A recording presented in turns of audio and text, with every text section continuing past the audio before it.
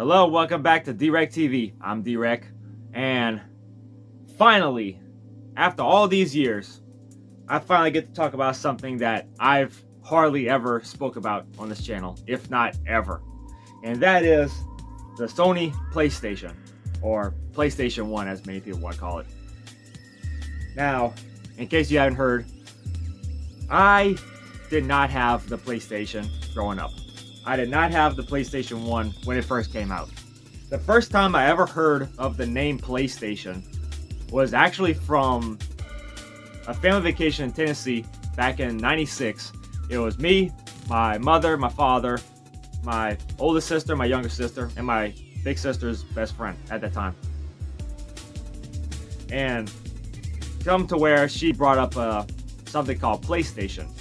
And I thought, PlayStation? At first I was like a celebration station. She said, no, it's not a celebration station. It's not a place you go to. It's a video game console. And it plays CD, and the games are like a CD. And I thought, a video game console that's not Nintendo or Sega? That's actually, to me, that was like unheard of. Because, like I said, I've never heard of the Sega CD. I've never heard of a CDI or a Neo Geo or even a TurboGrafx 16 at the time. All I knew was Nintendo's and Sega, and even Atari. So hearing about something called PlayStation, it was kind of intriguing at the time, but then I was like, it just kind of escaped me after a while. And then I started seeing PlayStation start becoming more prevalent around this time, especially with games like Crash Bandicoot coming around and Rayman. So I was like, that really started making me taking notice of this PlayStation thing. Then by '97, like games started coming out for like some heavy hitters, some that I never thought was like even thinkable at that time, if that's the word. But this was also during a time when the Nintendo 64 came out, so I had that. And when I started seeing the PlayStation start coming around, it was like something to keep in mind. But then after a while, my cousins Max and Roy got it. My friends Robert and Duke got it. A lot of my friends in the elementary school, like Steel City, an old friend of mine named Brad, and an old friend of mine, Alex Mendocino, and even my cousin DK in Mississippi. Everybody that I knew, everybody that was in my circle of friends and relatives had the PlayStation, except me. Because I had, like I said, the N64. And whenever I think of PlayStation, it's just like with Sega. If you want to play it, you go to their house. They want to play N64, they come to my house. But a few of them actually had the N64 as well. So there was that. But definitely the PlayStation. When I think of PlayStation, I think of a lot of cool games. And me personally, this comes from me, someone that never had the PlayStation 1, but played it at friends and relatives' house. I thought this was a very cool system. It was very cool. The games on it were something I never even thought of at that time. This thing came out, it was like a banger. This thing had a lot of cool games, and also it played music CDs. Wow, you played music CDs on the TV through this thing? That was mind-blowing. But definitely this PlayStation was a very cool system, had a lot of great games, and a lot of games that just, dare I say, blew away the Nintendo 64. But, like I've said before, both systems had their own advantages and disadvantages. N64, their advantages was that games loaded quick, as opposed to PlayStation, where the games he had to load and had to wait for the games to load. And also, the disc cannot be scratched or it will not read. But I wound up getting this PlayStation around 2018 off eBay. Like I said, when I got the PlayStation 2, I was getting a lot of PlayStation 1 games at that time with it as well. So I was able to play my PS1 games on my PS2. So with all that being said, what are Dwreck's top 10 PlayStation games? Something that, like I said, something I've never spoke about on this channel. So you're all going to be hearing this for the very first time right here, right now. But before we get to it, I want to list down some honorable mentions. And like I said, even though I have very limited experience with the PlayStation 1, and playing a lot of games from my friends and relatives and ones that I've picked up off eBay and at pawn shops and everything. So going to honorable mentions, just like the N64, I got a bunch. I'm not going to whole details of these, so I'm gonna just blaze through them. And also, I want to make note, I want to put this out, a public service announcement, that not all these games are some that many people would have on their top 10s. So I just want to let y'all know, don't expect the obvious in this. So with that being said, let's go through honorable mentions. I'm gonna blaze through them. First, honorable mentions, well, two of them is Grand Theft Auto 1 and 2. I did play these with Robert and Duke on PC, and I thought these games were really cool. Both of them were very cool. That it's the top view, and you're just going around shooting up everybody, and stealing cars, and getting chased by the cops and everything. These games were actually fun. I really enjoyed these on PC and on the PS1. And also, this is a RPG, and like I said, I'm not an RPG person. I don't have the skills to play RPGs, but this one was definitely an exception. And Robert and Duke also had this, and it's Chrono Cross. This game, just like a lot of PS1 games, just had these kind of styles, and I was just absolutely fascinated with it. Even though, like I said, I don't really play RPGs, but I was just absolutely fascinated with games like this. Like Chrono Cross, the music, the graphics, the aesthetics to it were absolutely beautiful. Absolutely freaking beautiful. Is UFC, the Ultimate Fighting Championships. I did play a demo of this on the Dreamcast with my cousin DK in Mississippi, and this was actually a fun one. A very fun fighting game. These are RPGs again. I'll put both of them up. And that's Parasite Eve and Parasite Eve 2. These games, I remember seeing the commercials to these, and I just thought these actually looked very, very cool. And I got them, and even though, like I said, not much of an RPG guy, but these games they were just fascinating. I'm fascinated with games like this. And this I got out of pawn shop is Road Rash. I didn't know if I was gonna like this, but when I played it, it's freaking fun. It's very fun. That could have been on the countdown. And these should have been on the countdown too. And I really enjoyed these games. Siphon Filter 1 and 2. My best friend Big D, he loves these games, and when I played them, I just thought these were very fun. Even though the controls on the first one were kind of wonky in a way, but after a while, they were very fun. I love them. And also, yeah, I played this on the N64. Gex, Enter the Gecko. I rented this once on the N64, and I thought it was very cool. I really like Gex. I wish I could have played a Deep Cover Gecko, like the third one. Never played the first one, but I did play this on the N64 when I rented it, and I never got to play the third one, but I really like Gex. I like his character. And another one this was everywhere during this era. And y'all know what I'm talking about. Tomb Raider. Lara Croft, she was definitely the it factor for the PlayStation. Just like with Crash Bandicoot, Lara Croft was the centerfold of the PlayStation.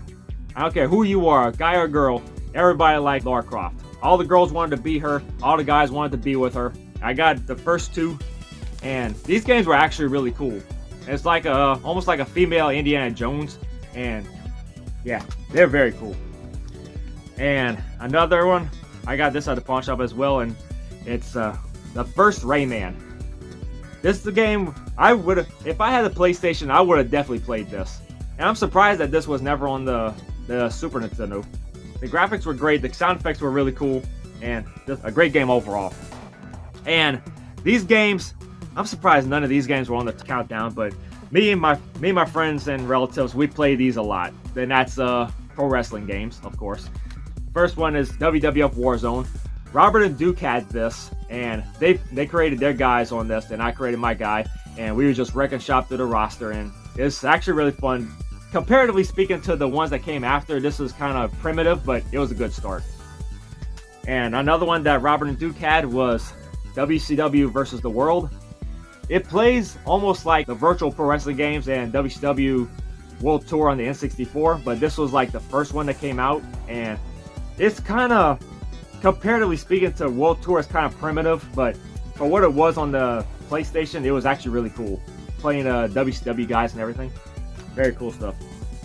And also was cool that these should have been on the countdown is the SmackDown games. SmackDown and SmackDown 2 Know Your Role. I got SmackDown 1 from a friend of mine from my old job. They call him Enforcer. He had sold me this and the player's guide to it. And my cousin DK, he had SmackDown 2 Know Your Role on the PS1. And we had a lot of fun on this game. We were just wrecking shop through the whole roster and just going through a whole bunch of like hardcore matches, ladder matches, and just absolute mayhem. It was freaking fun. And also this one should have been on the countdown. Really should have, but I was like, I don't know if I should because the wrestling game, but it's freaking ECW Hardcore Revolution. Just like with WWF Attitude, me and my friends Robert and Duke, we created our guys on that game, and then whenever ECW came out, it was like, dude, they got ECW coming on PlayStation 1, and they got the ECW. This is actually their original copy, and we just created our guys, wrecking shop through the whole roster. This time it's got ECW guys, it's got Rob Van Dam, it's got Tommy Dreamer, Raven, Mike Awesome, and Just Incredible, and Lance Storm. This was a fun game, even though it was like almost a carbon copy to WWF Attitude, but hey, WWF No Mercy was a carbon copy of WCW Revenge, so check yourselves. But definitely a fun game. And this one, I played this with my cousin DK a lot because he had this game, and it's Driver. DK, you know what I'm talking about with this game. You know where I'm going with this. Driver was a game that you just drive around and you go through a story mode where you're the wheelman, and also you can like just free roam the environments and everything in different cars. And this game was very fun. Me and him, we had so much fun just cruising around, just shit talking and just kicking the shit and everything, and then getting into car chases. That was a freaking blast. Just going like outrunning the cops and everything. It was a freaking blast. I loved it. I don't have this game, but I did play this a lot with Robert and Duke, and that's Parappa the Rapper. They had this game, and when I played it, I just thought this was a very cool game. And trying to find this game now is like damn near impossible because the price is like so freaking sky high with it. I have no idea why the prices are so high on this game, but if I ever get a chance, if I ever get the cash, I will get this game. But definitely, Parappa the Rapper. It's fun, it's addictive, the music is great on it, the graphics on it are just alright, but it fits with the tone that's appropriate for it. And also I want to like stress that a lot of games on the PlayStation has a lot of great songs. I don't think there's any PlayStation game that I've played that had bad music, like bad background music. Every game that I've played on a PlayStation has great music, and Parappa the Rapper is definitely no exception. And finally, on honorable mentions is one that it was on the countdown, but it got taken down. And that's one of the games that I really wanted to get on if I ever had PlayStation, and that's Oddworld Abe's Odyssey. When I first saw this game, I saw this at Babbage's, and I also saw the commercials. I was just absolutely 100% grade A fascinated with this. I was fascinated with the graphics. I was fascinated with the aesthetics of it. I was absolutely fascinated with the art styles and everything about it. I absolutely loved it. I even drew Abe when I was 13 years old.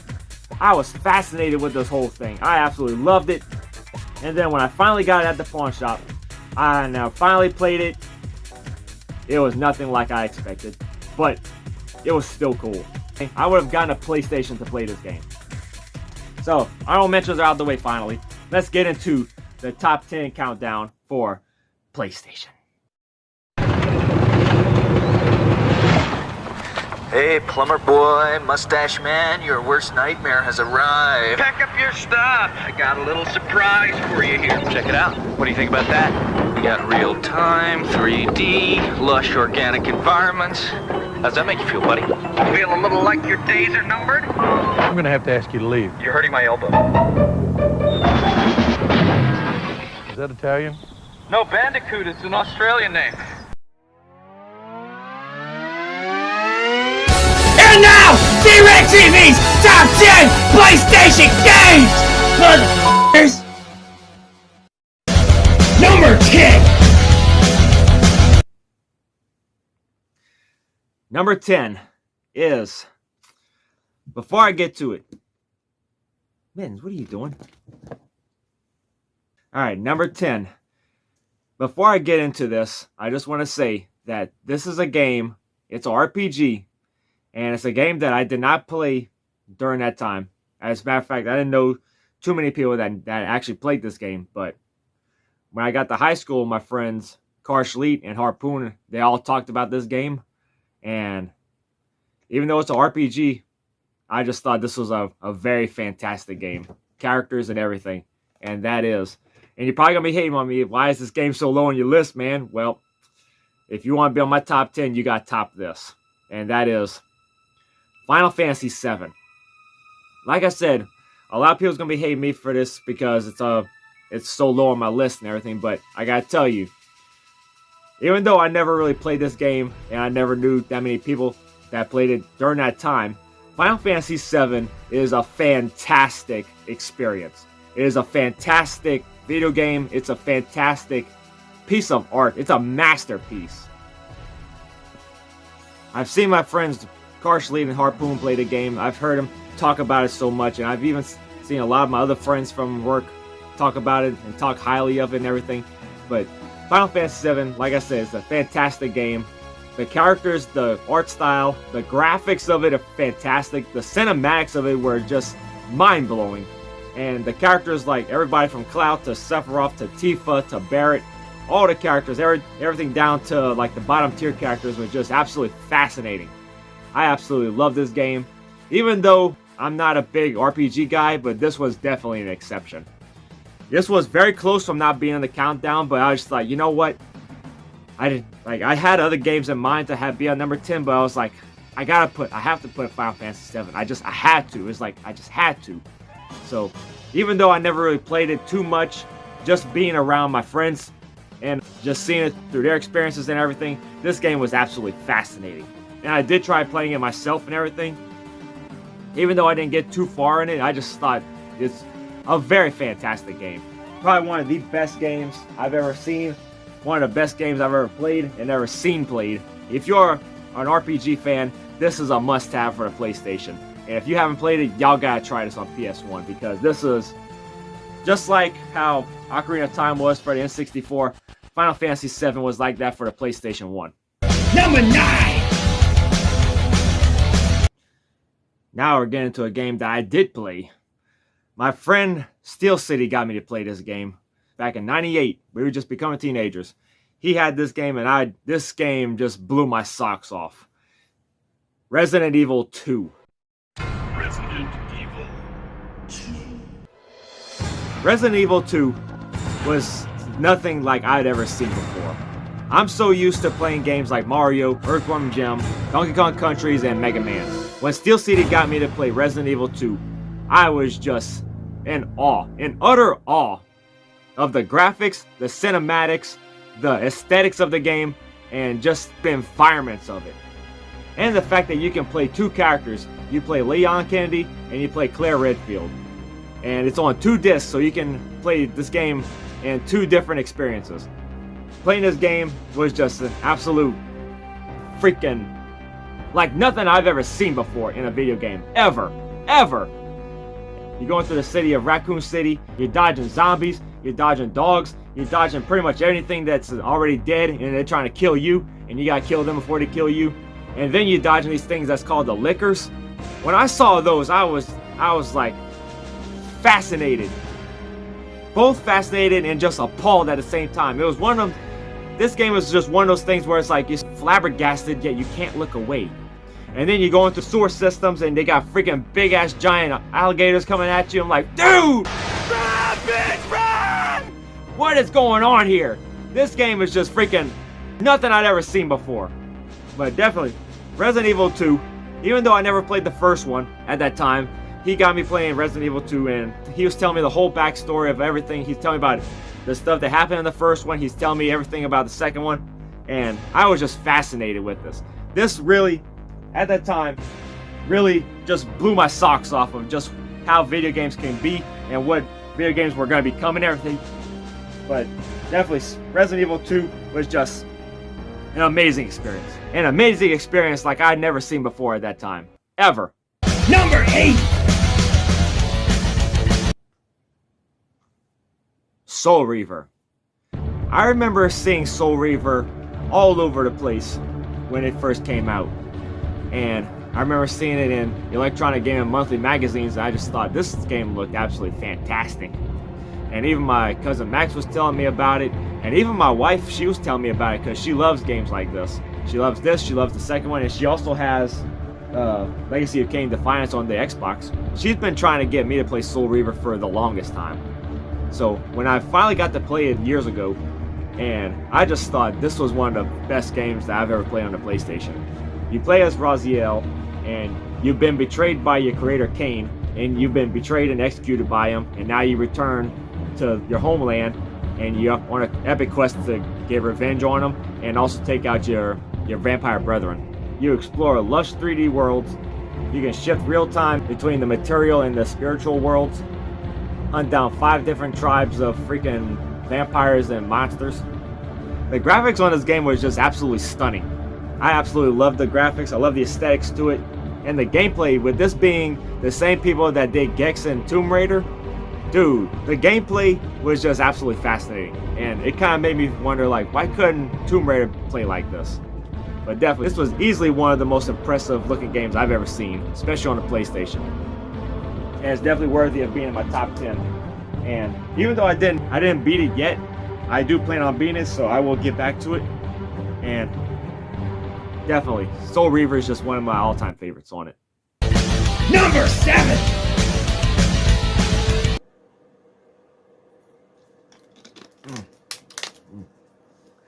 Number 7. Sorry. Number 7. Oh man, I know this game's gonna be on a lot of people's countdowns, and it's definitely on mine. And when I played this, I was just fascinated. Like, this felt like a movie, and that is Metal Gear Solid. When I first played Metal Gear Solid, it was with my cousin Max and his best friends. And we was all at his house one weekend, and we played a lot of games between the PlayStation and the Nintendo 64. And when one of his friends brought over Metal Gear Solid, I just thought this was a fascinating game. You play Solid Snake, and you go on missions to regain control of a secret nuclear weapons base from terrorist hands. And it's a 2-disc long. This game was just absolutely fascinating. The cinematics of this thing was just like nothing I'd ever seen before in a video game. The graphics on it were fantastic. The controls, you can go in between stealth mode, and you can just go with guns blazing and everything. The characters on this were just very intriguing, and the interactions between the characters were just like nothing I'd ever seen before in the game. Everybody from Psycho Mantis to the Revolver to Liquid Snake, this game just had it all. And when you're trying to sneak around your enemies and everything, and then all of a sudden when you get spotted, it gets your heart racing, gets your heart pumping, trying to get away from them, to try to evade their sights and everything. And then when they're finally gone, it's like, all right, now we got to sneak around these guys.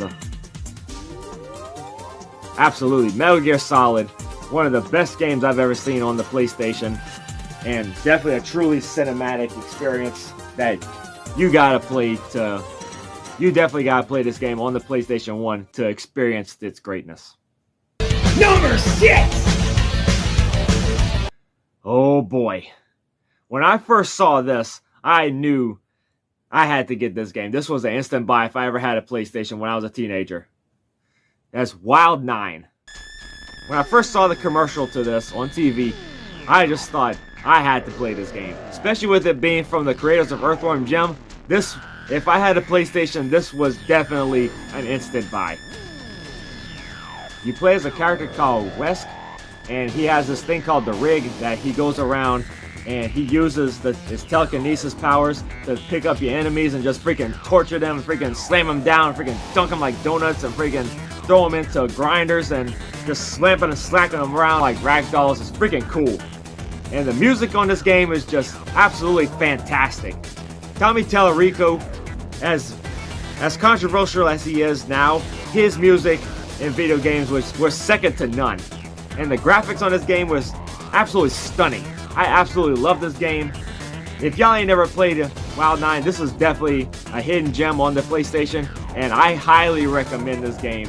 Anyone trying to get a PlayStation collection going on, get Wild 9. This is an absolutely fantastic game. Very fun platformer. The graphics on it are fantastic. The music is absolutely one of the best I've heard on the PlayStation. And if this could have definitely been Earthworm Jim 3. Instead of the one that came on N64, no. This could have easily been Earthworm Jim 3. Just take him out, put Earthworm Jim in, it's one and the same. Even though he don't have a gun with him, it's fine. And the character models and the character arts and everything is just, it's the same as it is for Earthworm Jim. But definitely Wild 9, that's a freaking wild game. I love it. Y'all gotta try it. Number 5! Alright, number 5, 4, and 3 are at a tie. And let's start with number 5. Let's start with this one first. This was one of the first games I've ever heard of for a PlayStation. And when I think PlayStation, I immediately think this. And that is Crash Bandicoot. When I first heard of Crash Bandicoot, I thought this was one of the coolest characters I've ever seen at that time. Much like how Mario is for Nintendo and Sonic was for Sega, Crash Bandicoot was the main mascot, the main character for PlayStation. But with this game, I was just fascinated with the music to it, I was fascinated with the graphics and the gameplay to it. Very fluid gameplay, very lush environments, and it always made me think like, why wasn't this on the N64? But I understand like this was PlayStation, so this was their guy. But Crash Bandicoot, I played this with my friend Alex Mendocino because he had PlayStation and he had like Crash and Lara Croft and all that good stuff, and even WWF Attitude. But Crash Bandicoot, I really love this game. Had I had the PlayStation, I would have definitely played this. Abso-freaking-lutely. Crash Bandicoot is one of the best games I've ever played on it. Very fluid gameplay, amazing graphics. The worlds were out of this world, and fighting Cortex and the final battle and everything was cool. Absolutely. Crash Bandicoot, definitely in my top 10. Number 4! And number 4, what could top Crash Bandicoot? Look no further than Crash Bandicoot 2 Cortex Strikes Back. Just when you thought Crash Bandicoot was one of the coolest things you've ever seen on PlayStation, Crash Bandicoot 2 turned the volume up tenfold. The worlds were bigger, the graphics were a lot cooler. Crash had new moves like a slide, a crawl, high jumps, body slamming, swinging, surfing on jet boards, flying in jetpacks, everything. Crash Bandicoot was doing a whole lot more things than he ever did on the first game. You want to talk about like a step up from the very first one? Crash Bandicoot 2 was an example of capitalizing on the first one. In this game, Cortex is back with a vengeance, but this time he wants to save the world. And he's asking help from Crash Bandicoot.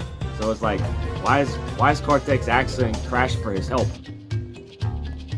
Like, is Cortex really asking him for his legit help? Or is this like it's some kind of conniving scheme to lure Crash into a deadly trap? And a lot of people say that this was the best Crash Bandicoot game out of the whole trilogy, and probably one of the best Crash games to ever be put out. I agree to the extent of that. Crash Bandicoot 2, absolutely one of the best games I've ever played on the PlayStation. And it's definitely a step up from the very first one, which sequels should always be striving for. Number 3! And just when you thought it couldn't get any bigger with Crash Bandicoot 2, out comes Crash Bandicoot 3 Warped. In this game, Crash is going to places like you ain't never seen before. This time, he's on a time-traveling adventure. In this game, he's going scuba diving, he's riding a motorcycle, he's riding a baby T-Rex, and he's going free roaming airborne in a plane. And Crash is going through a whole bunch of places in this game. He's going through China, he's going through the deserts, he's going through Egypt, he's going all over the place. And with this being the third game, most third games and sequels hardly ever live up to the hypes except for a few, but definitely Crash Bandicoot 3 is an exception. It's got more action, it's got more fun, it's got more puzzles and more secret levels, and you didn't think it couldn't get any bigger. Crash Bandicoot 3, this isn't just a sequel, it's a whole new game. But definitely, Crash Bandicoot 3, absolutely one of the best of the trilogy on the PlayStation. It was definitely a must-have, and don't get that Insanity trilogy, get it on the PlayStation 1. It's a whole much better experience. Number 2! This was tough. Between these two games, to be number 1 and number 2. It was a real tough decision. Many people wouldn't expect that these two would be like in my top 2 of PlayStation games that I've ever played. But I'm gonna say this. Number 2. One of the best games I've ever played on the PlayStation. Absolutely, hands down, fantastic. Castlevania Symphony of the Night. I remember playing this game. I think it was from my cousin Max's friends. The same friends that had Metal Gear Solid. They had this game, and when I saw it, I was just absolutely fascinated with it. I was fascinated by the graphics, I was fascinated with the gameplay, I was fascinated with the music. And then I didn't play the game for like a good few years later. And then my friend Enforcer at my old job, he had this game, and he said he had put like over 100-something hours in this game. And I wound up playing it through him, and I just thought this game was just absolutely amazing. I never really played any of the Castlevania games when I was a kid, but Symphony of the Night was the first Castlevania game I ever played, and I just thought, like I said, absolutely one of the best 2D games I've ever played, one of the best side-scrolling games I've ever played in my entire life. The music on it is absolutely, probably one of the best soundtracks I've ever heard in a video game. The environments were just absolutely fantastic, absolutely amazing, and very immersive.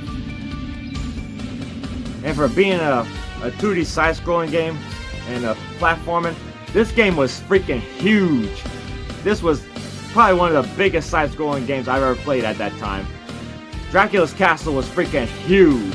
There's like over 100 different enemies and ghastly creatures in this game. There's awesome magical spells. You can transform into a bat, a wolf, and also Eternal Mist. They got hidden weapons in this thing. They got secrets. They got characters. This definitely huge. Very huge game. This game is legendary. And the hype around this game was just, it's real. The hype is real. Absolutely. Castlevania Symphony of the Night, probably one of the best games I've ever played on the PlayStation, and definitely one of the best games I've played of all time. And now, number 1! What game could possibly have topped Castlevania Symphony of the Night, all 3 Crash Bandicoots, Final Fantasy VII, Metal Gear Solid, and all the others that I've ever played?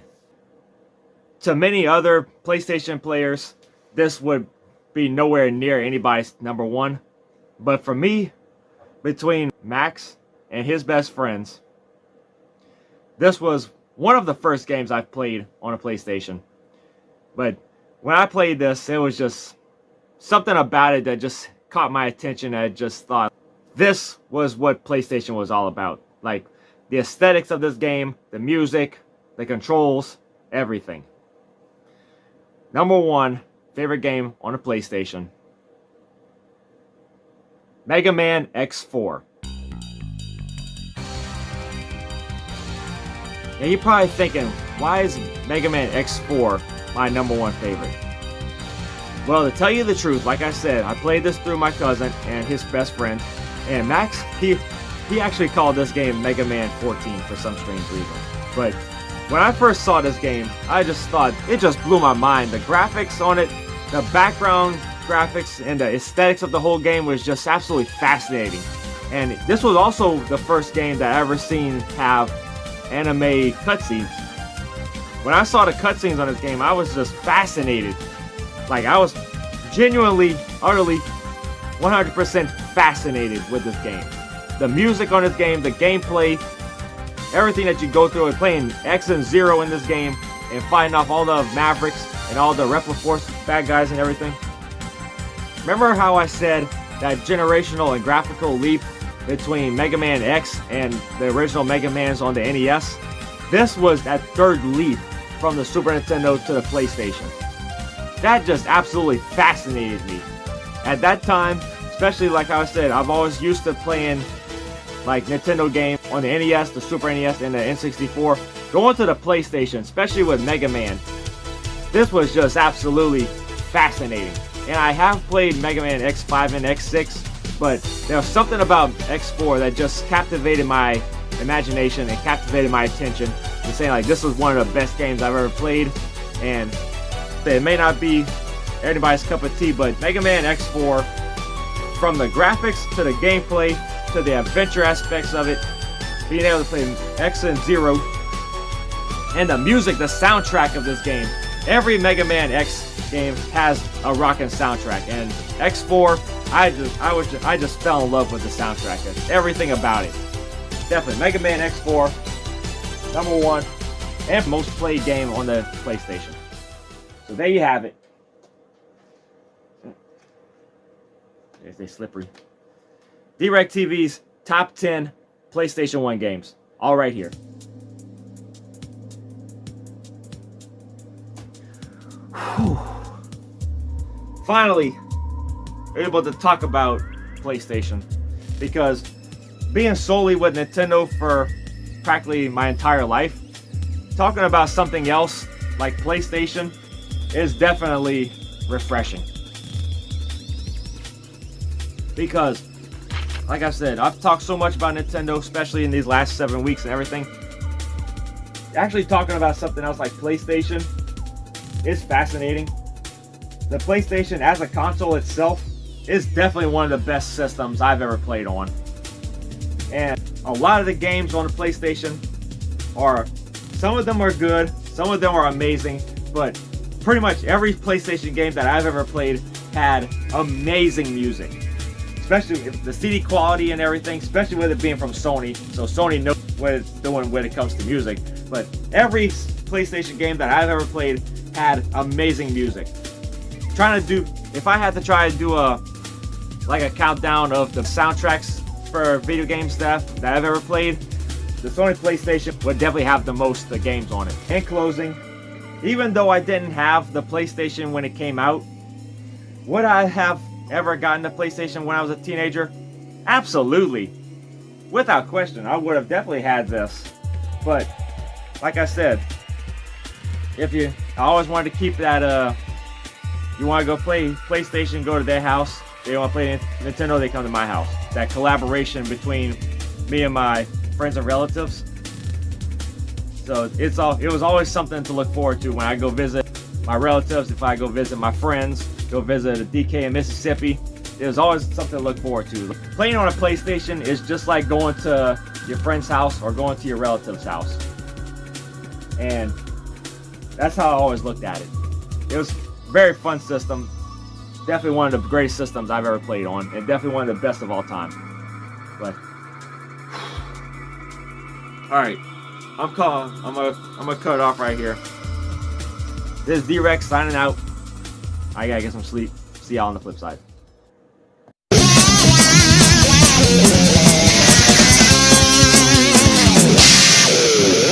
DwreckTV. Hi guys, hit the notification bell and the like button. Yeah.